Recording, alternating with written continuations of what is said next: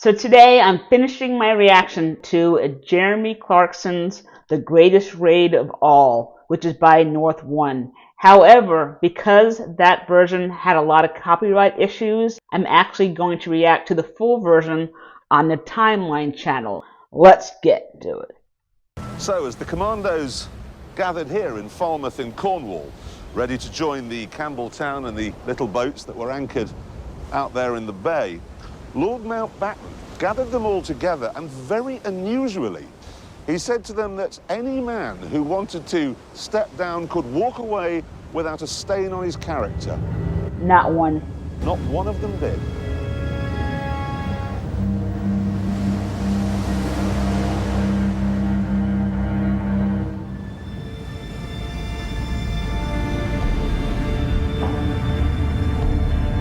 At 2 p.m. on the 26th of March 1942, the Armada set sail, with 264 commandos and 357 Navy personnel on board.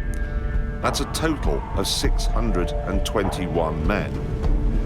Only 227 would come back.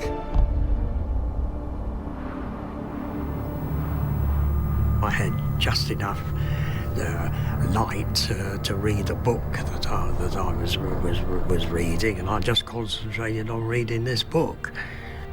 The thought that crosses your mind is, I hope I'm going to be able to do my part, without being overcome by fear. We chatted to each other about what we're going to do, and we all went through it with our blokes, you know. I and my four guys just went through what we were going to do. I certainly thought to myself, my God, I hope I'm not going to show fear in front of my men if I'm frightened. Tense, I suppose, would be the thing. Anticipation, yes. Fortunately, I think we were more worried about it being rough, because it's very, as you can imagine, physically exhausting to be seasick all the time. But we were lucky, it was calm. I'm very curious about what phase the moon was in during this period. I doubt it was a full moon, but if you know, please drop it in the comments. 33 hours later, they arrived at the mouth of the estuary, and the captain of the Campbelltown, Lieutenant Commander Sam Beattie, instructed Tibbets to set the fuses on his bomb. He then began to creep up the estuary. Ideally, he'd have stuck to the deep water channel, the channel the Tirpitz would have used. But this would have meant hugging the northern shore right under the noses of the German sentries. So he had to go right down the middle, despite the fact that the water, even at high tide, was just 10 feet deep. How wide was that opening from one shore to the other? Because that looks very narrow. To reduce the ship's draft, much of the heavy armor and the big guns had been removed. So if she did become grounded, she'd be a sitting duck. We did go across sandbanks a couple of times and dragged a bit going over. But it was so quick that you hadn't got time to think, good God, if I'm marooned here, I'd be shot to pieces. It's hard to know, really, what the German gunners in this pillbox were doing when the Campbelltown chugged by. I mean, yes, she'd been hurriedly converted to look a bit like a German ship, but she was trundling right down the shallows. You'd have thought that would have alerted them to the fact something was up, but obviously it didn't, because they didn't open fire. And nor did the guns at the next pillbox, or the one after that.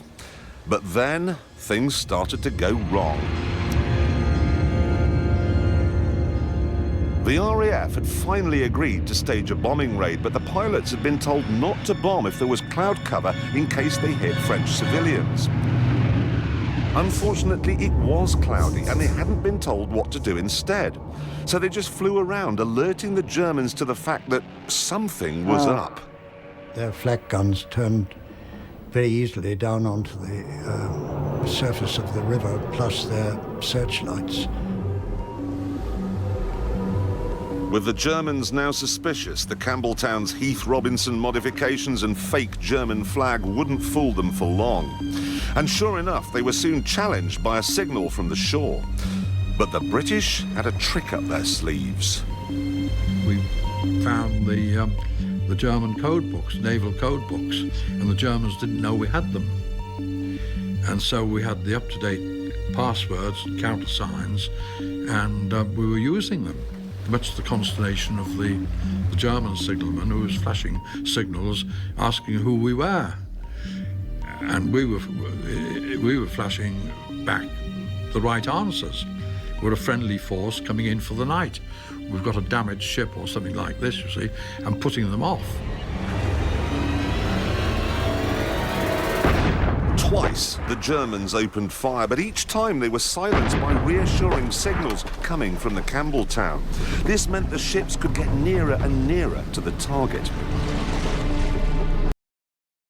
So the Campbelltown was there with signals, but what about those rinky-dinky smaller ships, the tourist ships? What about those ships?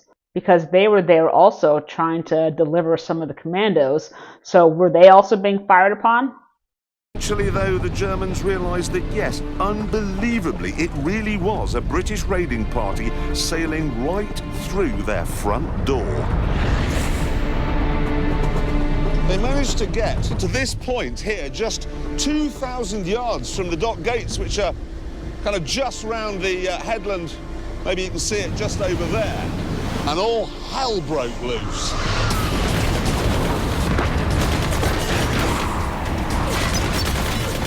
There was an awful lot of stuff hitting Campbelltown. I mean, it was absolutely hitting our poor little MLs, but Campbelltown being the big target, you know, and there was a sort of glare of searchlights. The air was filled with things that whistled, hummed and shrieked, and every one of them lethal. The main focus for the German gunners was the bridge of the Campbelltown, where the captain, Beatty, was trying to keep a steady course by calling out steering directions. The chap at the wheel was killed. His place was taken by another rating who was killed almost immediately. So then a chap called Montgomery, who was a Royal Engineer, took over, and he was standing there thinking, what do I do with this? When suddenly there was a tap on his shoulder and a voice said, I'll take it, old man. And it was Tirpitz, the egghead, the brilliant scientist from Dartmouth, the man who designed the bomb in the bow, found himself at the wheel as the destroyer was on its final charge. I remember a red-hot shell passing through the wardroom just over our heads and going on out, didn't explode. If just one shell hit the rudder or the engine, or worse, the bomb in the bow, the mission would be over. But at this point it wouldn't have mattered, because Beatty was lined up on the wrong lighthouse, so he was heading for the wrong target. At the last minute, a searchlight picked out the lighthouse over there, the green one, and Beatty realised his mistake. He barked out an order. So Tirpitz swung the wheel hard to the right to try and miss the jetty here, and then hard to the left again. And you've got to remember, he's in a ship that doesn't handle, doing 22 knots at night under a hail of enemy fire, and yet he managed to just graze the jetty there. It was just an extraordinarily brilliant piece of seamanship. They came round the old mole, really shifting at this point. And pretty soon you can pick out the dock gates. There they are, look. There they are. Maybe, I don't know, 500 metres to go. Really cranking it up now, the old girl. Imagine what it would have been like to have been doing this on that night in March 1942. Dark, searchlights, cannon, machine gun, massive fire coming from that bank. Aiming straight for that. What's the impact going to be like? It's going to be huge.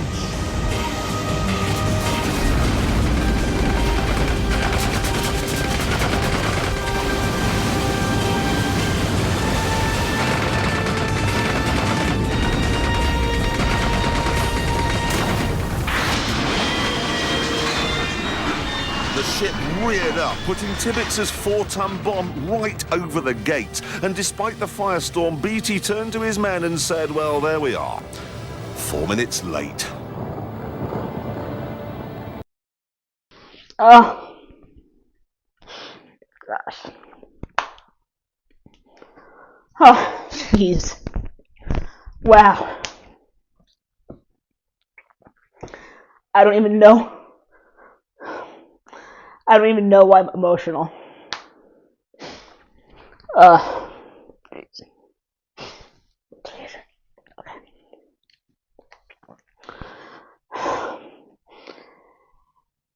Okay. That was a brilliant storytelling right there. I can't even imagine that. And 4 minutes late. The Navy had done its part of the job brilliantly. And now, in the 2.5 hours before Campbelltown blew, the Army had to get ashore and create havoc. Yes, the Germans had fixed gun emplacements, and yes, they outnumbered the British by 20 to 1. But that was no problem, because the raiding party, remember, were Commandos. So what percentage of the dinky tourist ships actually made it to that point? Because I imagine at least a few of them were probably blown up.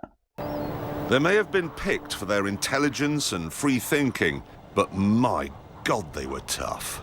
Fire!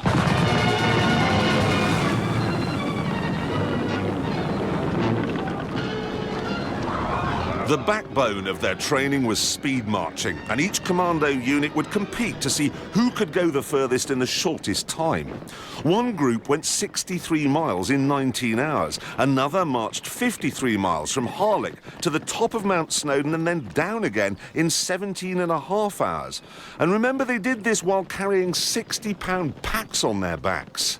Determination is the most important thing, even on speed marches, where our great aim was to get the chaps to do 15 miles in full kit in just under 3 hours, finish up on the assault course and firing, and then leisurely go up to the top of Ben Nevis. It's all part of mentally equipping them to do anything. The current U.S. Army standard for marching when it comes to certain badges and certain schools, such as air assault, is 12 miles in 3 hours with a 35-pound rucksack on your back. So that is 4 miles per hour. So these commandos are going faster than a 5-mile-per-hour pace, carrying a 65-pound rucksack. And then when they're done, they're still expected to do some obstacle course and then climb to the top of a mountain. I mean, wow, that is very impressive. But yes, it does come down to determination, mind over matter. And if you can accomplish this, then you can accomplish anything. Not only was commando training tough, but it was also revolutionary. The regular army would stay fit by doing star jumps in PE kit. The commandos trained in harsh terrain in battle dress. They invented the assault course. In fact, their methods were so advanced, they're still used by elite forces today. Royal Marines, that's the sheep dip, I think.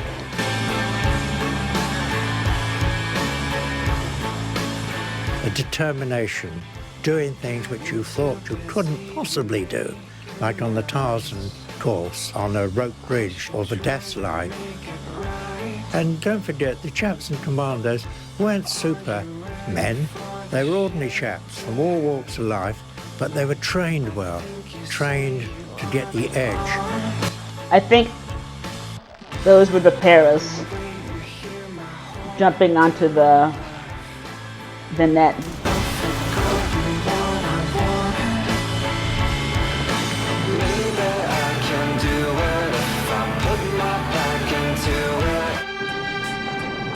And instead of doing weapons training on rifle ranges, commandos practiced in massive mock battles with live fire. All the weapon training was geared to offensive action. A little example, the Bren gun was normally fired on the ground, but why not use it, firing it from the hip? And this was an innovation. And they weren't just revolutionary with guns either. They also learned unarmed combat, stuff no regular soldier had ever even heard of. They could have gotten lessons from his father-in-law, who in Arnhem actually shot a mortar from the hip. How to tackle a bloke with your bare hands. Knock him out, spoil his prospects and pinch his weapon. And his gold watch too if he's got one. The key element was getting themselves to convince themselves they could do anything. And you can only do that in the military sense if you train people to urge them on and overcome their inner fears and give them supreme confidence.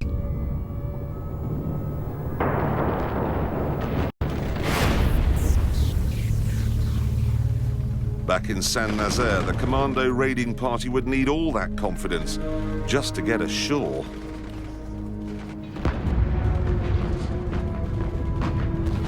We went up on deck and we went to the bows of the ship. Well, the 12-pounder had been hit. There were a lot of dead bodies lying around the place, a lot of blood on the deck, and there was a hole in the deck. I remember Johnny Proctor lying there with his leg blown off, cheering us on. When I came up on deck, there was a brilliant flash and a ear-shattering explosion, and I felt a blow on my knee, which I felt like a sledgehammer, and it knocked my knee on one side, and I fell to the deck. And I was lying there, and suddenly somebody grasped the rucksack and pulled me on my feet and said, "You're all right, lad," and it was Major Copeland. He said, "Bambo, lad, at port side, don't hang about here, it's decidedly unhealthy." Tibbets and Goff were there, and they were holding their scaling ladders, and these two chaps were laughing and swearing and so on. And I think we probably dropped maybe even 8 feet down onto the dock. The next thing was Germans, and they said, "Handy hoch," and I said, "Handy hoch to you."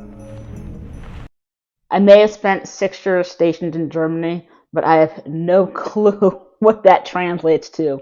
If you know, please drop it in the comments. While Tiger was having a set-to with Jerry, the demolition teams were on their way to their targets. One of the main targets was this underground bunker, because down there, and I'm not absolutely certain how I actually get down there, but anyway, down there are the pumps that were used for emptying all the water out of the dock. Stairs. The job of smashing this place up was given to a team of 4 commandos led by Lieutenant Stuart Chant. Chant, a stockbroker in peacetime, had to place the explosives even though on the way to the pump house he'd been wounded in the left leg, the right arm and both hands. Unfortunately, the explosives had been pre-rigged in England with very short fuses. So Chant sent his men back up to the surface in relative safety, knowing that when he lit the fuses, he'd have just 90 seconds to climb 7 flights of stairs and find his way through this maze of aerial walkways in the pitch black, because there was no light down here then, while pretty badly wounded. He was a brave man. Wow.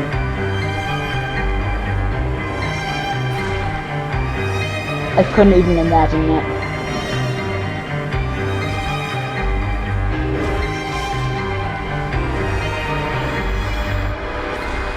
Chant made it. Wow. And the pumping house was gone. And meanwhile, other teams were having similar successes with the winding houses at both ends of the dock.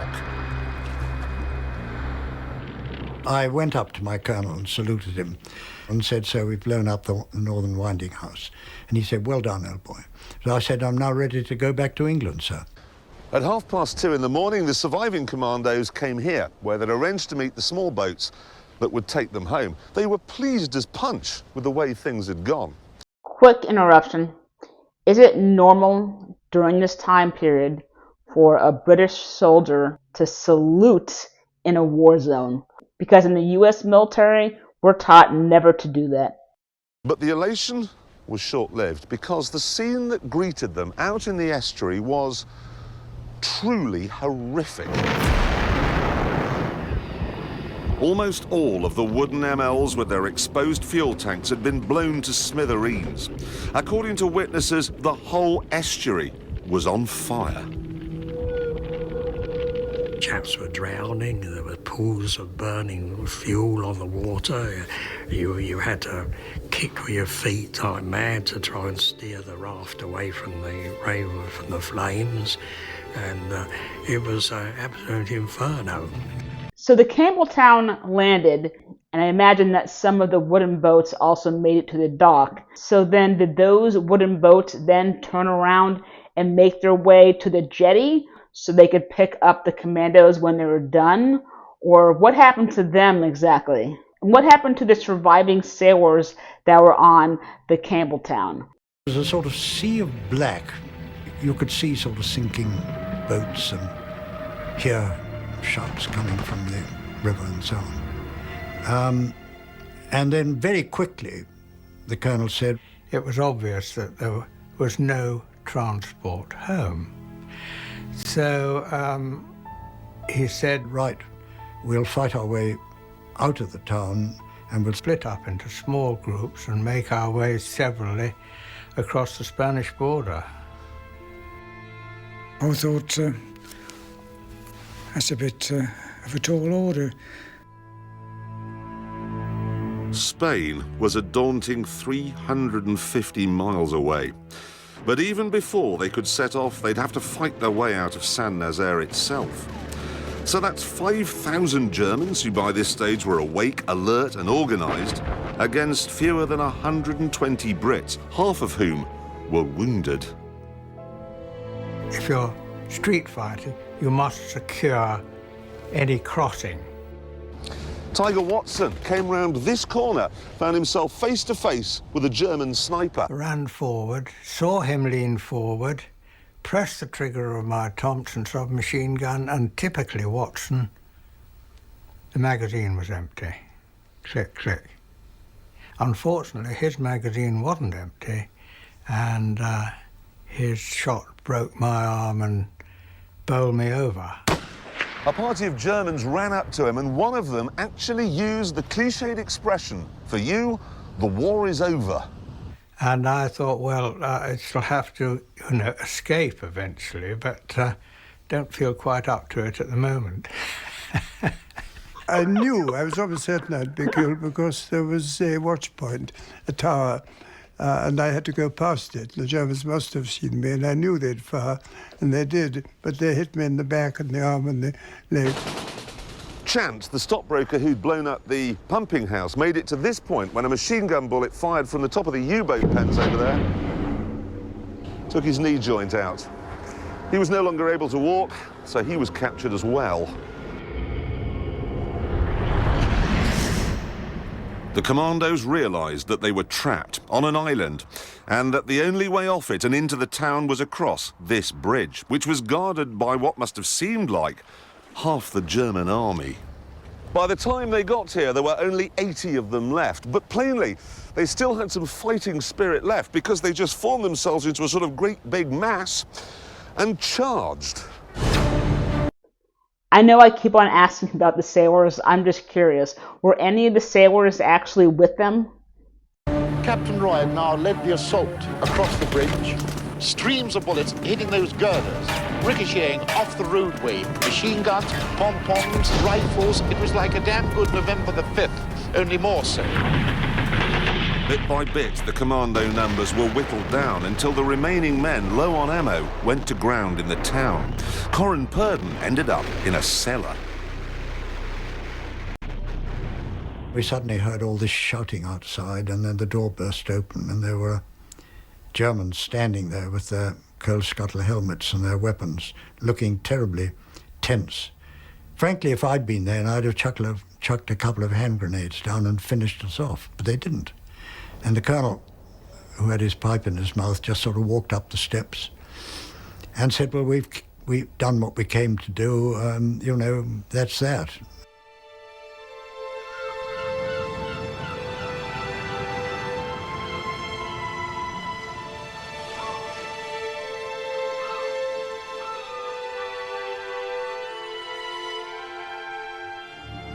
As dawn broke, the battle was pretty much over. Just 5 of the landing party would eventually make it to Spain and freedom, and 222 would escape the horror on the few remaining wooden boats. Of the 600 or so men who'd come to France the previous evening, 214 had been taken prisoner, and 168 were dead. And worse still, it was now 7 a.m., 3 hours after the bomb in Campbelltown's nose was supposed to have gone off. So he said that some escaped on the wooden boats, but how did they escape if the Germans knew that they were there? After we were washed ashore, we were put in the back of the lorry, driven into the town, and we were in this big room. And the Germans brought in a sailor. They fished out of the river and put him on the table and said, you know, you try and revive him. And we tried to get the water out of his lungs. And by this time, we were saying to one another, you know, the Campbelltown hasn't gone up. The British could only console themselves that despite the failure, they had at least fought like lions. They were patting us on the back now, the Germans were amazing. Yes, I mean, they probably couldn't believe it, that anybody would venture up into a submarine base heavily defended. Some of the stories of bravery were incredible. Out in the estuary, one of the surviving MLs had gone head-to-head with a much more powerful German destroyer. The British gunner, a commando called Sergeant Tom Durran, was asked to surrender on a number of occasions, but even though he'd been shot 16 times, he kept on firing until he was overcome by the loss of blood and passed out. But the story doesn't end there, because the captain of the German destroyer was so impressed by Durrant's bravery that when he landed, he took the trouble to find the most senior British officer and said, look, I don't know who was on that gun on that little ship, but whoever it was should get your Victoria Cross. And he got it. One of 5 awarded as a result of the action that night. I think that says so much about that commando that the enemy actually thought that he deserved the Victoria Cross. Wow. So the Commandos had fought well, but all they had to show for it was a destroyed pumping house and 2 damaged winding stations. Even at 10 a.m, the Campbelltown still hadn't exploded. And by this stage, the ship was crawling with German souvenir hunters. There was a real possibility the bomb might be discovered and defused. At one point in the morning, Mickey Byrne was marched along here, right past where the Campbelltown was embedded in the gates, and that called for a remarkable piece of acting. He couldn't look pleased that it was crawling with Germans, he couldn't look quizzical, wondering why the bomb hadn't gone off, and nor could he look afraid that it might go off at that precise moment, blowing him to pieces. Among the prisoners was the Campbelltown's captain, Sam Beattie, who was being held in a nearby hut. I was interrogated by a German who spoke very good English. He discovered that I'd been in Campbelltown, and he was remarking that it was no good ramming a stout gossoon like that with a flimsy ship. At that moment, there was a bang.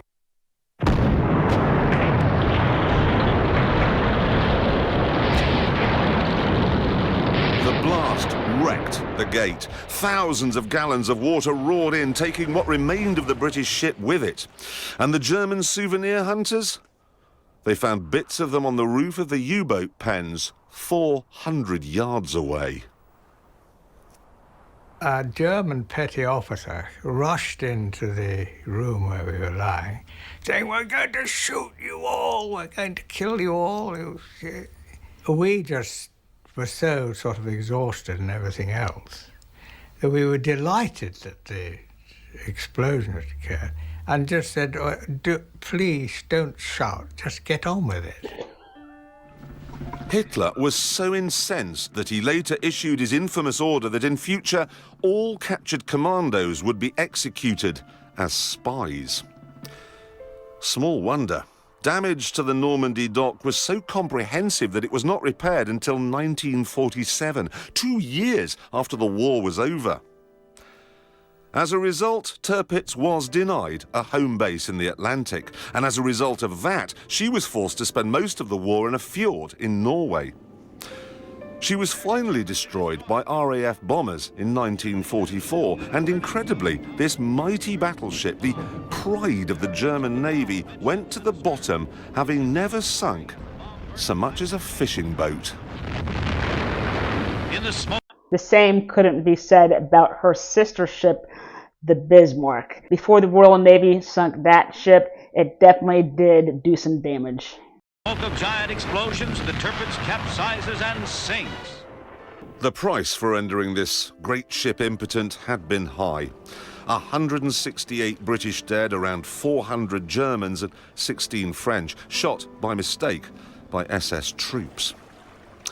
Still, the attack did mean that Churchill could say to the British and the world, "We're not done yet." And it helped in France as well. One very important thing is what the French Prime Minister said to us on our first return to St. Nazaire. He said, "You were the first who gave us hope."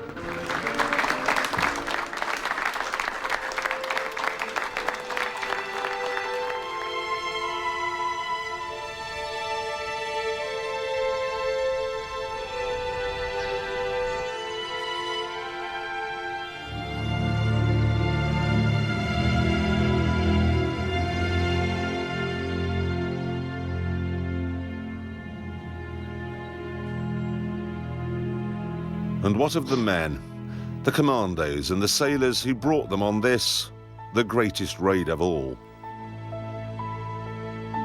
Well, Tommy Durrant, the sergeant who took on a German destroyer, was captured and died of his wounds shortly afterwards. The bomb designer, Nigel Tibbets, after he'd steered the Campbelltown into the dock gate, helped wounded men onto a nearby ML and headed for home.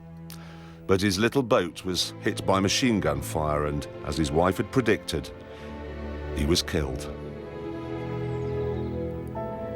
After being captured, Mickey Byrne was sent to Colditz. After the war, he became a journalist, and today he lives in Wales, where his hobby is reading poetry. I'm very curious about who the other VC recipients were. I believe the ship's captain, Tommy, and I want to say Tibbets may have received it, but I really just don't know. So who were the other 3 VC recipients?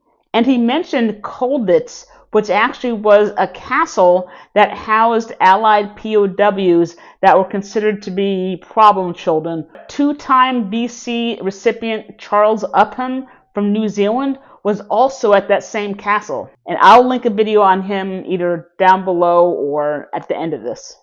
What a world we might have made. Tiger Watson was sent to the Spangenberg camp. After coming home, he qualified as a doctor and ended up in Africa, helping victims of leprosy.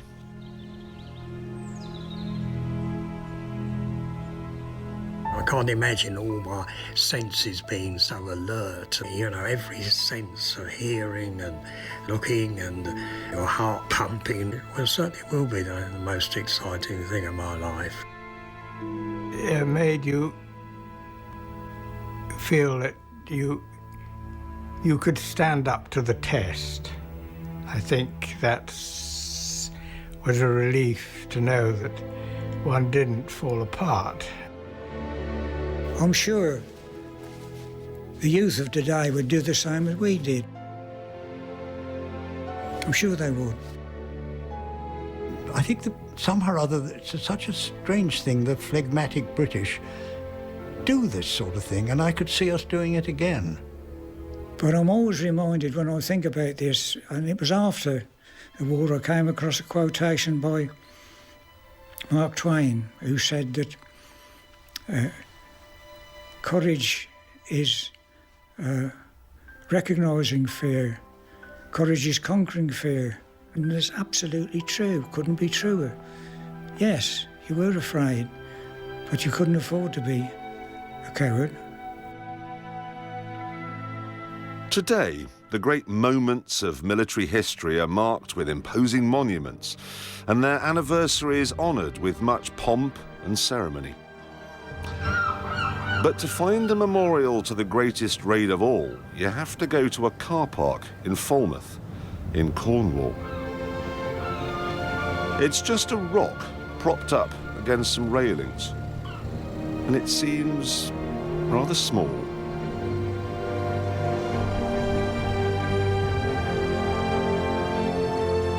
I've always had the feeling that anything that really offers some hope, whether it's international or national or even individual, some idea of your own, and it's impossible, never think so, try it. Good night.